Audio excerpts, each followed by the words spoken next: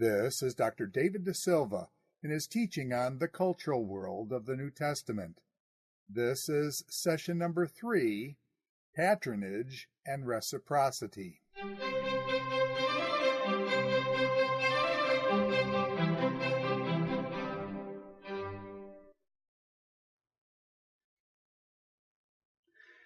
In this session, we'll look closely at the social institution of patronage and the ethos of reciprocity that was a bedrock of first century Mediterranean culture.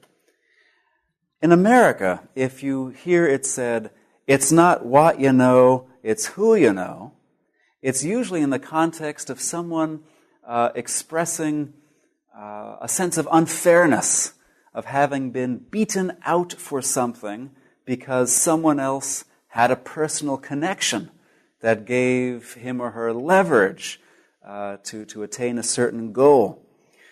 We tend to operate with a much more impersonal, non-relational approach to getting what we want or what we need. For example, in a job search, it tends to be a fairly impersonal application process, at least up to a certain point. Or when we need some object, our first impulse is to go to stores or Amazon.com or something to get whatever it is we need. Even if we don't currently have resources for something, for example, building a house or buying a house or starting a business, we tend to go to an impersonal agency for money, a bank, a credit union, or some such thing. If disaster strikes, we tend to rely on insurance to provide the resources we need to recover. The first century Mediterranean world was a world apart from all of this. For many needs beyond food in the marketplace, for many needs, your first order resource is a person who might grant you what you need. A relationship, another person who had what you needed, was the primary means of access based on the value or the virtue of generosity and the value of gratitude. All of this being anchored in the virtue of justice. We go again to Seneca, our first century informant, who, in his book on benefits, which is really a marvelous first-hand introduction to patronage, friendship, and this ethos that governs these relationships, we turn to Seneca and he writes that the giving and receiving of favors is the practice that constitutes the chief bond of human society. It is the glue that holds society together. It is the principal weave in the social fabric. Yes, there's a marketplace in every major city and probably village where you go to get your fish, vegetables, and bread and things like that. There are artisans and craftsmen from whom you purchase wares. But there's a much greater place for personal assistance in daily life in the ancient world than we tend to expect or look for in the modern Western world. So a patron, someone who has greater means than myself, might provide money or grain in time of shortage or employment when I'm looking for that, or a grant of land or some such thing. I would go to someone of means and petition for such a favor. I could approach another person, not because he or she has what I need, but because he or she has access to the person who has what I need. I would look for a personal relationship as the means for professional or social advancement, rather than posting a job application at romanforum.com or some such thing.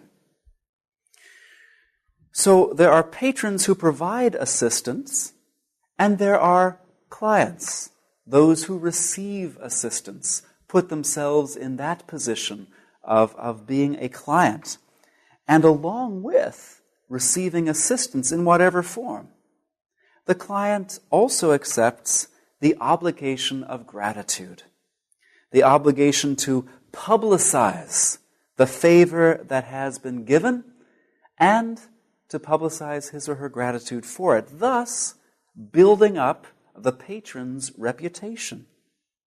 A client would also show gratitude by showing loyalty to a particular patron. Patrons in a city played their own games. They played their political games, seeking advancement one over the other, seeking to hold office in the city, to advance in offices. Clients would support their patrons. And so collecting a large number of clients through generosity, through help, through assistance, was also a way of increasing one's power base. I, as a client, would advance the interests of my patron to the extent possible. And a client would typically, since he or she could not return a gift in kind to a patron, would often perform services for the patron. Really, it's kind of stereotypical, but the opening scene in The Godfather is probably still the best introduction, and it's set in a Mediterranean context, after all, even though a modern one, the best introduction to patronage. A patron collects a clientele, and a patron has the power to grant all manner of requests.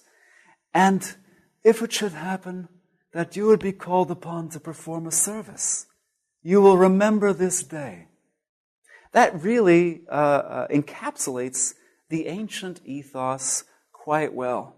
I will never be able to repay a patron for a grant of land or for bailing my family out of a bad crop that failed, but I can perform some services for him when called upon to do so. We've talked about patrons, we've talked about clients, and I also mentioned that a patron's greatest gift might be access to another patron. A person with whom I might be connected might not have what I need, but that person might have a friend who has what I need. And so we can also talk about that first patron as a mediator, as a broker, to use the more modern term for it. Someone who is able to connect a client with another person who has what that client needs. There's a good testimony to this kind of person in Sophocles' drama Oedipus the King. Oedipus's brother-in-law, uncle, father-in-law, it's all very complicated because of, the Oedipus story. But Creon, who is Oedipus's wife's and mother's brother, spoiler alert, says that his basis for power is not what he himself can provide in and of itself, but the fact that he has King Oedipus's ear. So he writes, I am welcome everywhere. Everyone salutes me, and those who want your favor seek my ear, since I know how to manage what they ask. If one were to read the letters of the Romans Pliny or Cicero, Pliny, who was a senator who finally became governor of the provinces of Bithynia and Pontus in what is now the northern sweep of Turkey. Cicero, of course, the famous statesman from the pre-imperial period, the Republican period. One would find many, many examples of brokerage at work. For example, Pliny, as governor of Bithynia and Pontus, can provide many gifts, services, opportunities for advancement for people in the province. But he's also got a gift that almost no one else has in the province. He has the gift of access to the Emperor Trajan himself. So actually many of the things that Pliny is sought out for are things that only Trajan can grant. For example, the gift of Roman citizenship for Pliny's faithful masseuse. Things like that. So really Pliny's power as a patron comes from his ability to mediate the gifts of an even greater patron. Now, I've spoken so far about patronage and clientage in terms of social unequals. The patron is the powerful person, the richer, the better resource person. The client is, of course, the social and political and economic inferior. But this kind of dynamic also existed between social equals. A Pliny and a person just like Pliny, another governor of another province, could help one another out. One would not become the patron of the other. One would not be abased to become the client of the other, but they would consider each other friends. The language of friendship in the first century is very much the language of patronage between equals, between social equals. You might think of the story in the Passion narrative of Pilate and Herod Antipas, because Pilate shows Herod Antipas a courtesy in the midst of that Passion narrative, offering to Herod the opportunity to judge the case of this Jesus. Pilate and Herod became friends that day. That doesn't mean they became chums so much as they suddenly turned from a relationship of rivalry to a relationship where they would begin to show each other favors. They would do favors for one another. They would look out for each other's interests. Neither one was really inferior or superior to the other, although one could probably argue that point if one were Herod Antipas. Well, Pilate would have his claim too. But they were essentially political equals who thenceforth did favors one for another. Patronage, reciprocity, friendship, these are not simply matters for the elite in the first century world, nor were they only relationships that might connect elites to non-elites. One also finds evidence of this same sort of system, the same ethos, among the rural population, among the agrarian class, reaching way back to Hesiod, I believe a 6th century BC Greek author. In his Works and Days, which is a work very much about the common agrarian life of the Greek people, he gives advice about how to participate in exchange of favors and services and gifts in a peasant village.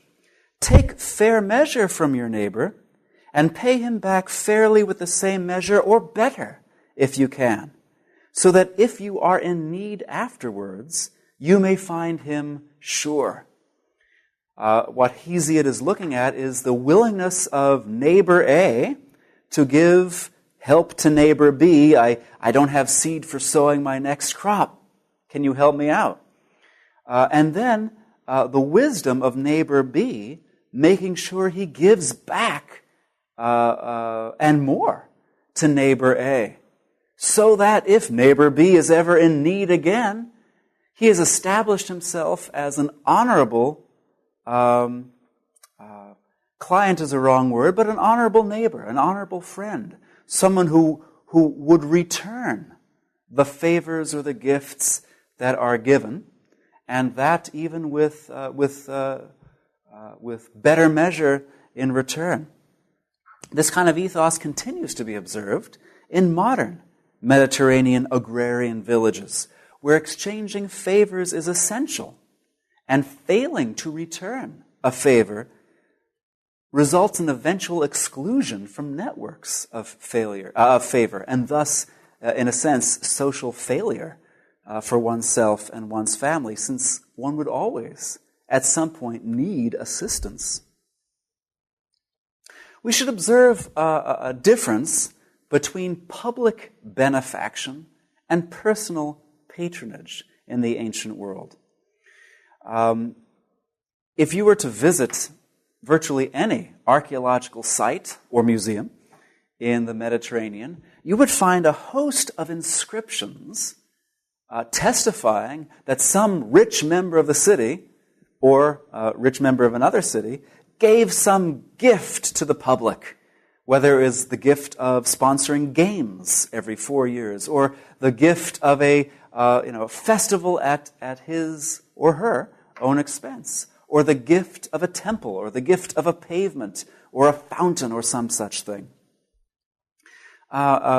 People of means were disposed to give to the public and thus enhance their reputation by having a monument that will always testify, some usually functioning monument that will always testify to their generosity. And inscriptions, and probably at the time, some kind of public recognition of the fact that this gift had been given.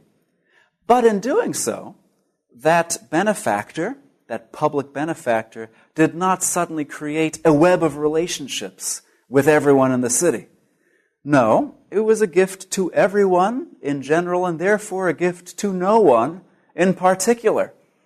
And so the public as a whole would express thanks and honor, but no particular Ephesian would feel, therefore, indebted to Maximus for the new fountain. I'm making that up. You won't actually find a fountain for Maximus in Ephesus. It's very different when patronage or friendship happens one-on-one. When a resident of a city approaches a richer person in the city for a favor, that act of responding and giving something to the petitioner could create a long-term relationship. Because I'm not just giving once, I'm giving to a person who, if that person is virtuous, will continue then to act in ways that advance my interests. Usually he, sometimes she, but usually he will give back to me in different ways than I've given, but he will still be returning the favor. And therefore, he will be in a position to ask me again for something. And if he's been a good recipient, I will not really be in a position to refuse. Because I've given, he's shown gratitude, I should give again. And he'll continue to advance my interests, and so on and so on. So this initial act of giving could very well initiate a lifelong relationship. And to read some authors, like Ben Sira, or the author of the collection To Demonicus, it's attributed to Isocrates, a 4th century Greek speaker, orator, but it's probably pseudonymous. To read these collections of advice, one gets the sense that one could inherit one's father's friendships. The son was to repay the kindnesses that were shown to the father, so that we might even have cross-generational ties of friendship or patronage and clientage between people. As a result, Seneca says, I'm going to be very careful before I give a favor or receive a favor, because I have to be very sure that this is someone with whom I want potentially to be related long-term in a relationship like this. Now, it might not come as a surprise at all that people in the ancient world conceptualized of their relationship with the gods, or in the case of the Jewish people, with God, along the lines of patronage and clientage. This became the primary model for talking about the gods, they give gifts better than and bigger than and more important than almost any human benefactor. And we owe to the gods, therefore, all the honor that we can give them. The worship that we offer in the temple is a continual offering of gratitude to the gods for their gifts.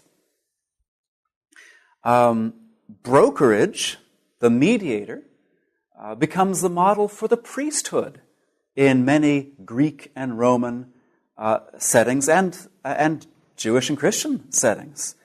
In fact, the Latin word for priest is rather telling in this regard. It is pontifex, a word that comes from the words meaning bridge, pontus, and the maker of something. So a priest is named literally a bridge builder. He or she connects people with the gods and the gods with people and helps to schmooze the relationship between the two so that petitions are sent to the one and sacrifices are returned to the one, who then lavishes gifts upon the worshipers again in return. These boundaries between the divine patrons and human patrons could become blurred in the ancient world. The phenomenon of emperor cult in the Roman world, especially in the eastern half of the Mediterranean, shows this at work. Reaching even back before that, though, generals who liberated a city could be offered, as an expression of gratitude, worship. Demetrius Poliorcetes was a general who saved Athens from coming under the power of an aggressor. And in an inscription to Demetrius, worship, a cult for Demetrius, is established in Athens because he gave the gifts that the Athenians were praying for to the gods. And in the inscription we read, other deities are far away, or have no ears, or don't exist, or have no care for us at all. But you we see here present, not shaped by stone or wood, but in reality. And so to you we pray, first bring us peace, for you possess the power. Fast forwarding 3 centuries to the rise of Augustus, a contemporary of Herod the Great, in fact a personal friend of Herod the Great, Nicholas of Damascus, an historian of the period, writes about the birth of the cult of Augustus this way. All people around the Mediterranean address him thus, as Augustus, in accordance with their estimation of his honor, revering him with temples and sacrifices across islands and continents, organized in cities and provinces, matching the greatness of his virtue and repaying his benefactions toward them. The implication of all that is Augustus gave the Mediterranean world gifts worthy of the gods to give. He is credited with having brought peace at the end of essentially a generation of civil wars.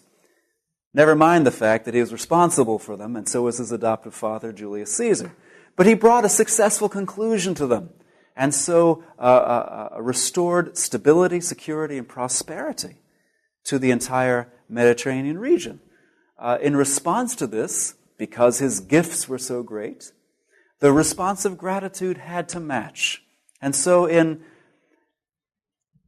something that must be attributed to some extent to flattery, people around the Mediterranean, especially the eastern half, turned to forms of worship as a way of saying, this is how much we esteem your favor, the gifts that you have given and will continue to give us. Having said that, and will continue to give us, I'm reminded of the fact that a lot of people think of Greco-Roman religion in terms of the Latin expression do ut des. I give in order that you might give. And so the distinction is often made between Greco-Roman religion and Jewish or Christian religion, that the former give to stimulate the gods to grant some request, and the latter simply give in response to what God has done. But I will simply say the evidence doesn't really bear that out. One finds many instances in the Greco-Roman world of a sense of do quia dedisti. I'm not really great at Latin. It took me a while to figure that one out. I give because you have given. And that is essentially the driving force of religion in both the Greco-Roman and the Jewish world. I give to acknowledge what sacrifice, what praise, whatever I do religiously, I do this to acknowledge the gifts that you have given, but also in both settings with the awareness that as a grateful recipient of your gifts, I am therefore a good candidate for more gifts, as opposed to the person who takes your gifts for granted and doesn't give you due thanks. You can find that, you can see that played out in both Greco-Roman and Jewish literature in that regard. Moving to focus on the ethos of these relationships more particularly, I want to think with you all about the social context of grace. Now, for me, grace is primarily a theological term. It's a religious term. I don't hear about grace out there in the real world. Real world's the wrong thing to say. I only hear it in seminaries and in churches. But it's very important for us to understand that Paul and other New Testament authors wrote before grace was a specialized religious term. In their time, grace was an everyday word. It really belonged out there in every context, everywhere that favors were given, received, and returned. And Paul and other New Testament writers reached to that world in order to talk meaningfully about what God has done for the world in Jesus Christ. Now, in that world, charis has really four distinct meanings. One is the sense of being charming or graced. Let's say I've even used the word grace there. But charis can be used to talk about beauty or poise or that which, however, is understood to be a natural gift, a gift of the gods or of God to the person who is born such. But primarily, charis has one of three meanings. First, it is the willingness of a patron or a friend to give, to be generous, to help someone out who is in need.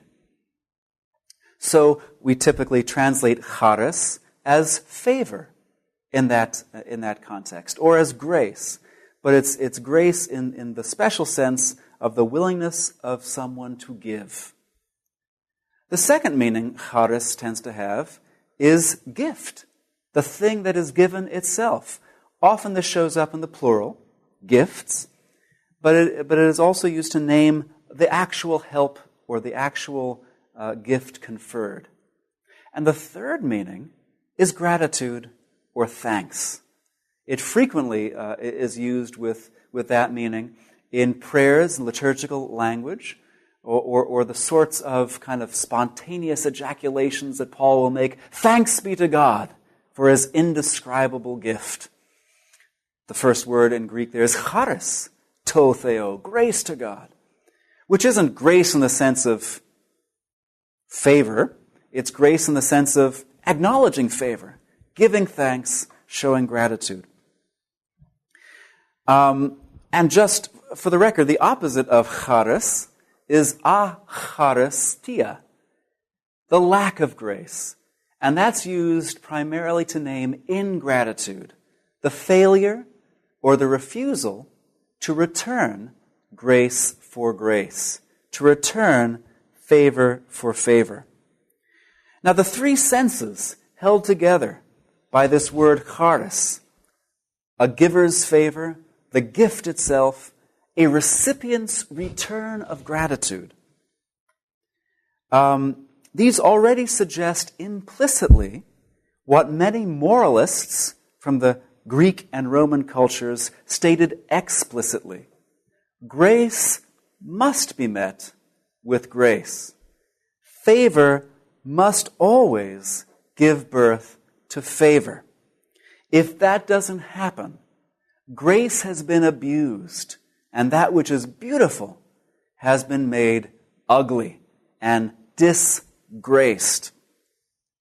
A very common image that goes along with this ethos in the ancient world is the image of the three graces. If you were to go to virtually any museum of decent size in Italy or Greece or even Turkey, you would likely find some representation of the three graces. The two pictured here both come from Italy, one from Pompeii and one from a villa in Rome, now in the Capitoline Museum at the heart of Rome itself. But you can find the same image in mosaics and frescoes in Cyrenaica, modern Libya, the Roman province of Cyrenaica, and in Asia Minor. I was surprised to find a frieze of the three graces in Hierapolis in Turkey. I didn't find it like I discovered it. It was in a museum. But so this is kind of a ubiquitous Mediterranean image. And it stands for, it represents this social institution of the giving and receiving and returning of favors. And Seneca, once again, actually points to this image and exegetes this image, as it were, in the course of his book on benefits. He writes that there are three graces, and just for the record, the graces are held to be divine beings. They are daughters of the gods. And he writes there are three graces, since there is one for bestowing a benefit, one for receiving a benefit, and a third for returning it. Each facet of the cycle or the circle of grace is represented by one of these nymphs, one of these deities. He writes that they dance hand in hand because a benefit, passing in its course from hand to hand, nevertheless returns to the giver. A gift is never lost to the giver if it is received well and returned well, is essentially his point there. And he writes, the beauty of the whole, the beauty of this dance, is destroyed if this course is anywhere broken. And it has most beauty if it is maintained in an uninterrupted succession. So he's describing then, using this image of the three graces dancing their dance in a circle, to describe this ethos of reciprocity that binds people together.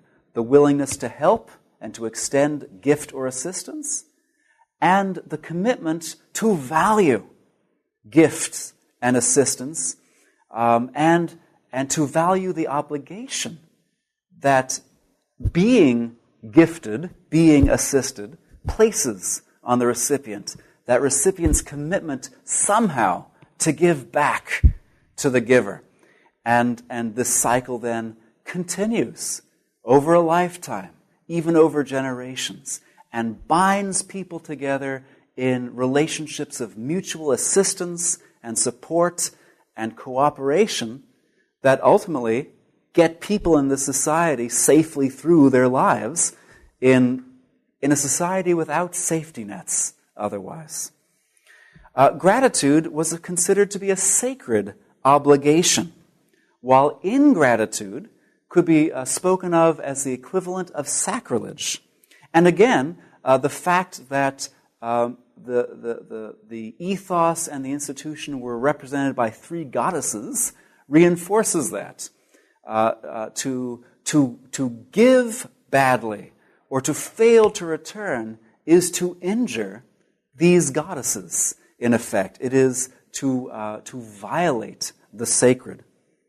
And so Seneca could write, "To fail to return gratitude is a disgrace, and the whole world counts it as such." He claims this as another essentially universal value in his context. So as we think about the New Testament, and we think about grace and the ways in which certain relationships are portrayed in the New Testament, this becomes, I believe, a very important background for us to consider, and that urges us to be mindful of several things, several exegetical questions as we read any given New Testament text. We have to remember first where grace language would be at home in the everyday world of the author and his audience. The people who received Galatians or received the letter to the Hebrews knew all about grace long before the author of those letters ever connected it to the grace of the God of Israel shown in Jesus Christ. So what is the context that shapes knowledge of and expectations concerning grace in the everyday world? Where would the hearers have been exposed repeatedly to this language beyond the religious assembly of the Christian ecclesia? What information, what presuppositions will the hearers bring to the hearing of a text like Galatians from these other settings? What can Paul assume they will supply as he talks about grace, as he presents as an unthinkable action, setting God's grace aside? And then we also want to be attentive to the extent to which a New Testament author might seek to challenge or correct the presuppositions or the experience that the hearers may bring to their interpretation of the text or to their interactions with one another, as well as the extent to which an author depends on and builds on that ethos. That is to say, on the one hand, Paul may import a lot of what we have just been discussing in terms of the ethos of grace and reciprocity into his discussion of our relationship with God and our obligations to God. But at the same time, Paul may seek to correct some presuppositions about the exchange of gifts in his congregations. One notable way that he does this is to try to impress upon the rich patrons in his Christian communities that they are not thereby buying a power base within the church to advance their interests against the other rich Christians in that particular community. This seems to have been one of the main problems in Corinth, for example. The idea that I supply home and food and hospitality to the Christian assembly does not therefore mean that I have just made the entire assembly my clientage. And so Paul will introduce other concepts like stewardship into the equation to counterbalance some of the social expectations that the rich Christian might bring into that new setting. I want to spend a little time at the last part of this lecture thinking a little bit more fully about the ethos of patronage, friendship, and clientage. Starting with graceful giving. What is the cultural knowledge that the typical first century person might have about giving gracefully?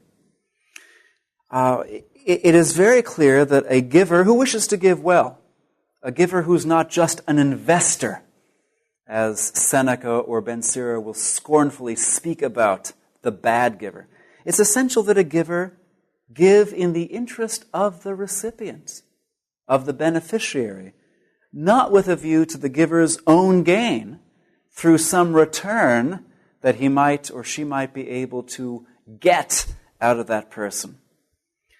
Ben Sira, in his collection of essentially Proverbs, caricatures the ungraceful giver in this way.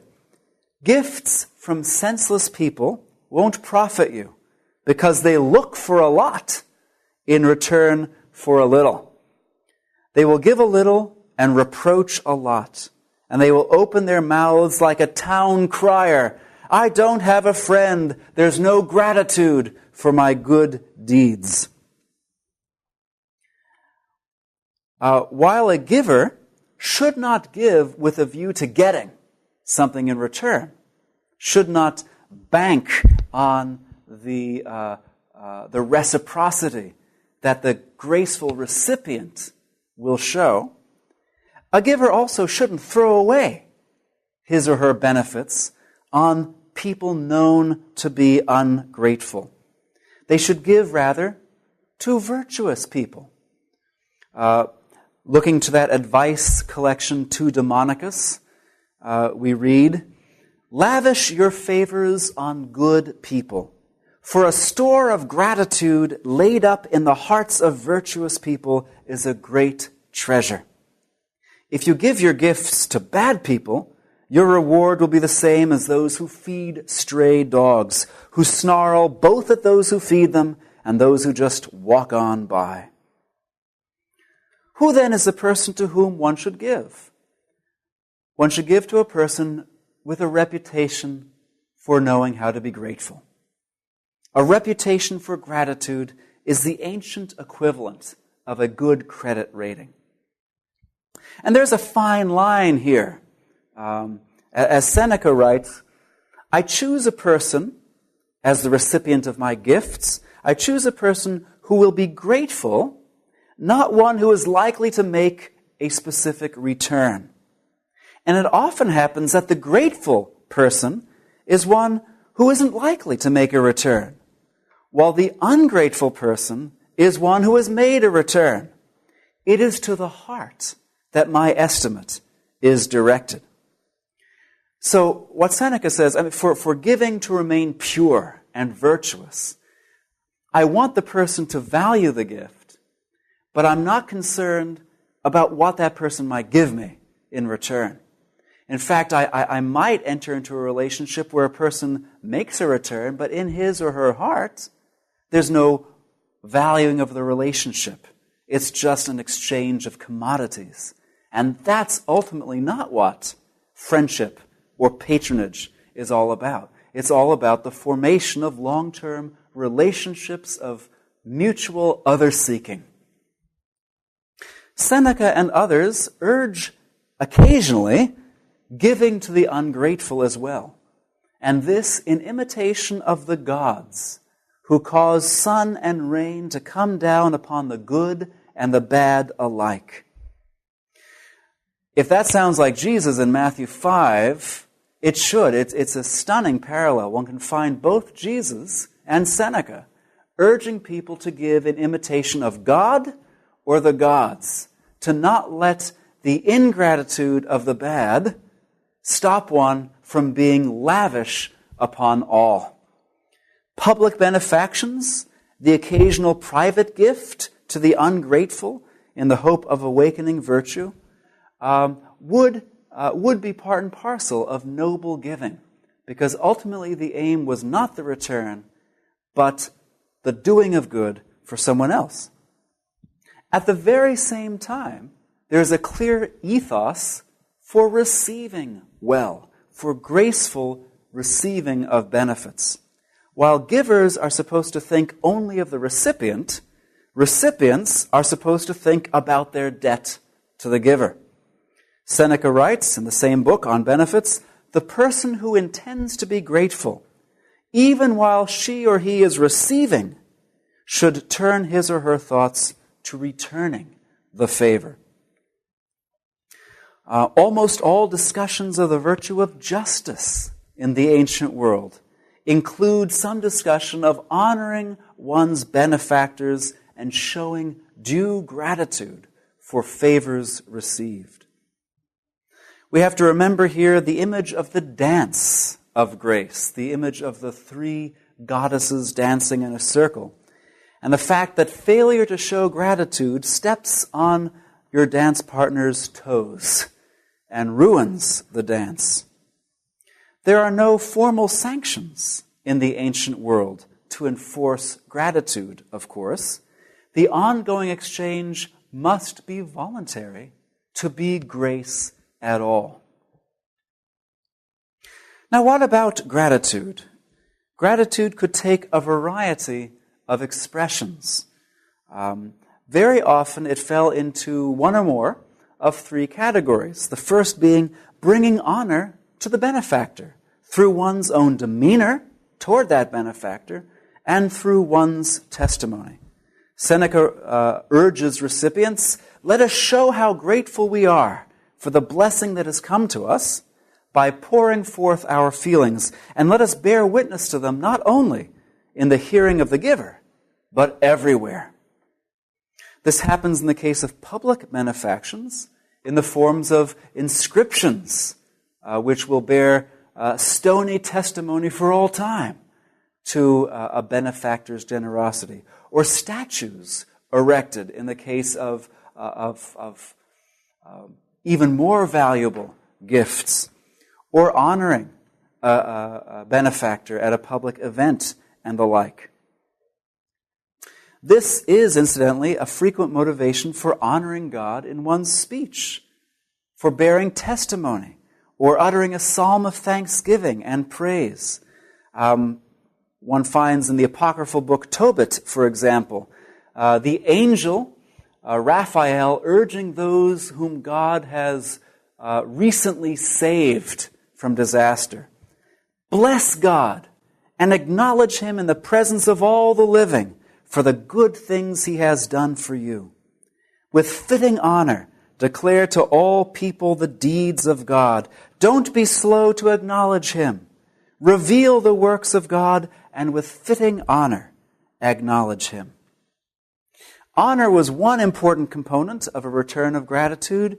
So was service, or some other such return for the gift itself.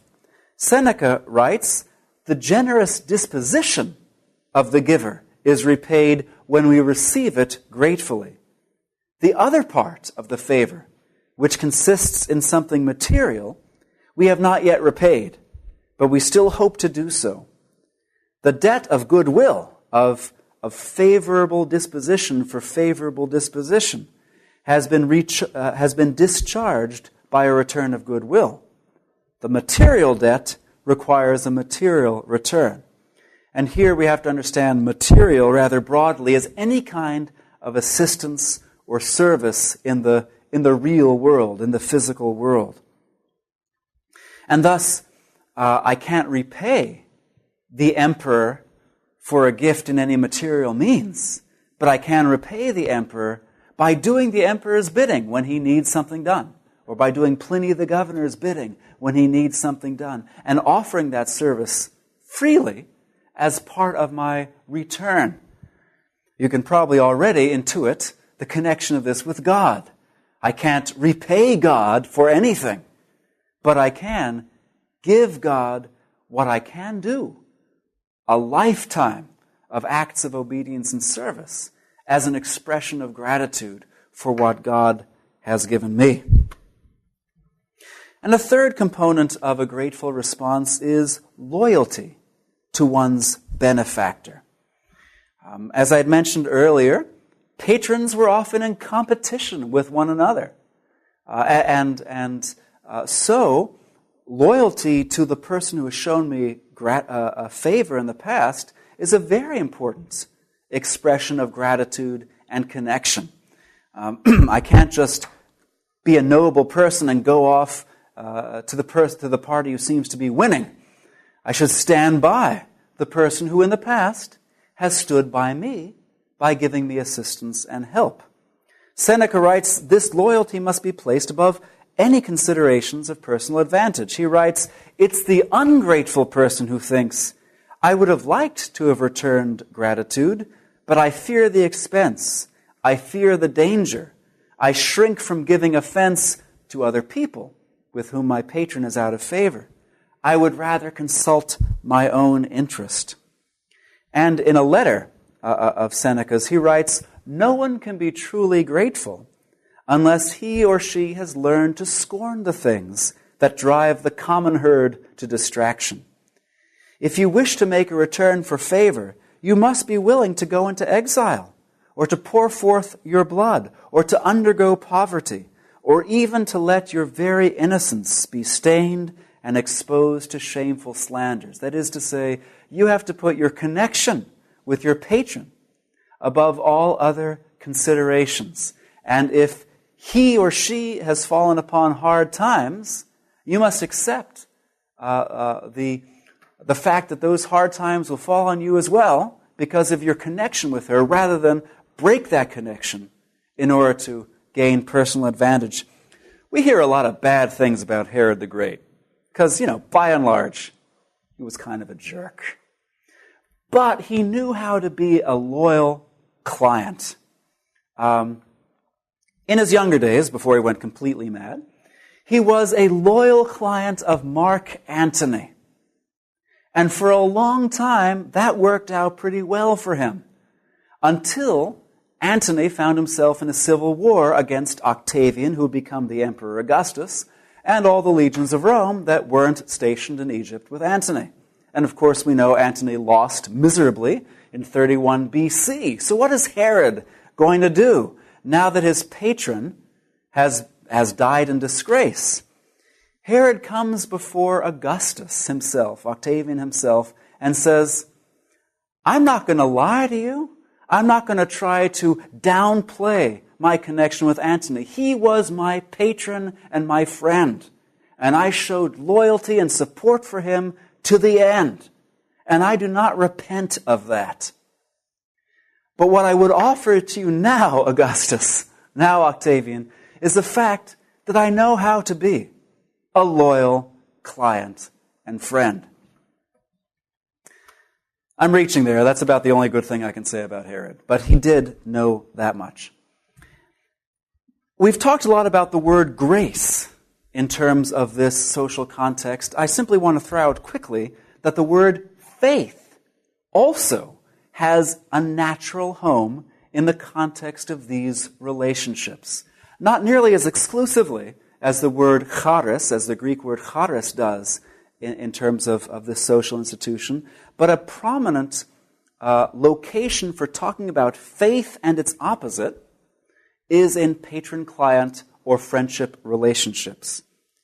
Pistis, the Greek word that we commonly translate faith or trust, is used to talk about trust in a patron's reliability or a friend's reliability to give what was promised.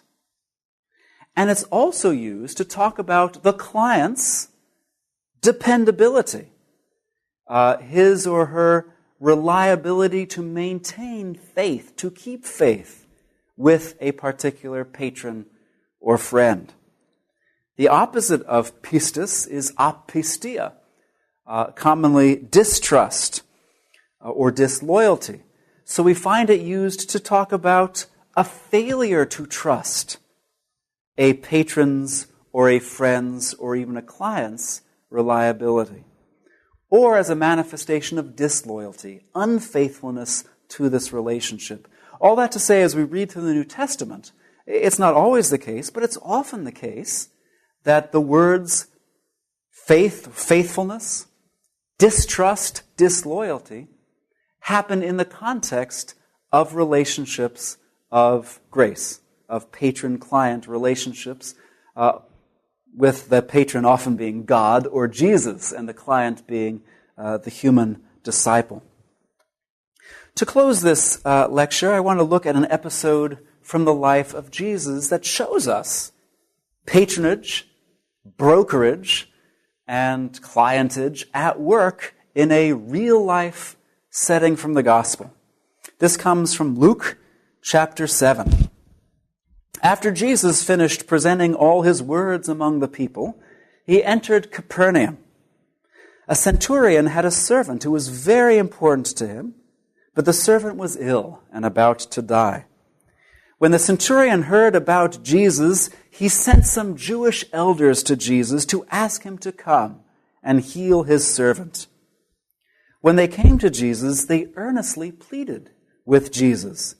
"He deserves to have you do this for him," they said. "He loves our people, and he built our synagogue for us." Jesus went with them. He had almost reached the house when the centurion sent friends to say to Jesus, "Lord, don't be bothered. I don't deserve to have you come under my roof. In fact, I didn't even consider myself worthy to come to you. Just say the word, and my servant will be healed. I'm also a man appointed under authority, with soldiers under me. I say to one, 'Go,' and he goes, and to another, 'Come,' and he comes. I say to my servant, 'Do this,' and the servant does it." When Jesus heard these words, he was impressed with the centurion. He turned to the crowd following him and said, "I tell you, even in Israel, I haven't found faith like this." When the centurion's friends returned to his house, they found the servant restored to health. Now let's just look at a few of the dynamics at work in this story. A centurion, a Roman, an outsider, and a man who seems to know himself to be part of the oppressing class in Judea, in Galilee actually in this case, needs something. He needs something that ordinary people can't provide, that his own paid physicians can't provide. He needs healing for a household servant that's been a dear and trusted member of his household probably for a long time, and that the centurion cares about deeply. Jesus has a reputation for having something, the power to heal. Already by this point in Luke's narrative, he has a fame for being able to exorcise demons, heal the sick, do all manner of divine wonder-working.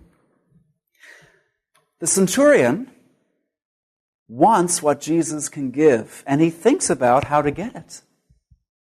So he doesn't go himself, because he's a Roman oppressor. He doesn't know how he'll be received as such. But he has people who, to put it a bit crassly, owe him something. The elders in Capernaum have enjoyed the patronage. In fact, the whole Jewish community of Capernaum has enjoyed the patronage of the Roman centurion who lives in their midst, wishing to be, not the ugly Roman, but the good Roman. He has lavished resources on the community of Capernaum, apparently having constructed a synagogue for them. And by the way, the synagogue of the the foundation of the first century synagogue can still be seen in Capernaum to this day. It's really kind of cool to see that there underneath the 4th century limestone synagogue and think perhaps this centurion laid this foundation. So he sends those whom he has benefited, and those elders of the Jewish community are probably only too glad to finally have an opportunity to really do something good for their local patron in return for the good that he's done them. So they go to Jesus, and they are selling the centurion's virtue with all their might. He's worthy to have you do this for him. He's built us a synagogue. He loves our people. He is a worthy recipient of favor. He's not your typical Roman. So they act as mediators, as brokers, approaching someone that they can approach, a member of their own people, a member of the Jewish people, on behalf of someone who needs something. And they do it because they themselves know themselves to be recipients of the centurion's favor, and therefore indebted to him for his generosity. Now, that's already a great illustration of these dynamics at work. Jesus agrees to go. Jesus is persuaded. And along the way, the centurion does something even more astounding. He sends another group of people out to Jesus, who are called, incidentally, his friends later. So people, part of his household, part of his extended clientele. He sends these friends to say, "Stop where you are. I don't deserve to have you come under my roof. But I know that you've got the authority to do this and all you have to do is say the word. Hence all this, I understand authority. I know what it is to say to someone, do this, and he does it. And I know you have that kind of authority when it comes to divine favors.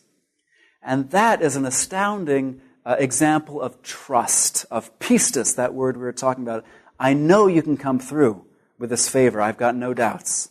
You're completely reliable. And Jesus recognizes that that's precisely what the centurion is saying. He says, wow, this kind of trust, this kind of confidence in my reliability, I haven't found in Israel, but I find it here. And he grants the favor to this centurion. So here in the story, we actually see many of the dynamics at work.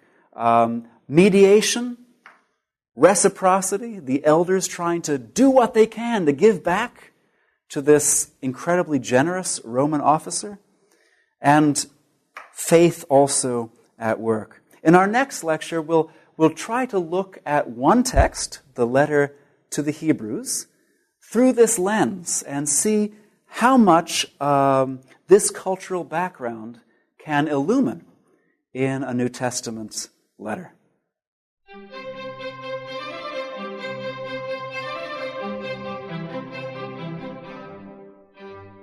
This is Dr. David deSilva in his teaching on the cultural world of the New Testament. This is session number 3, Patronage and Reciprocity.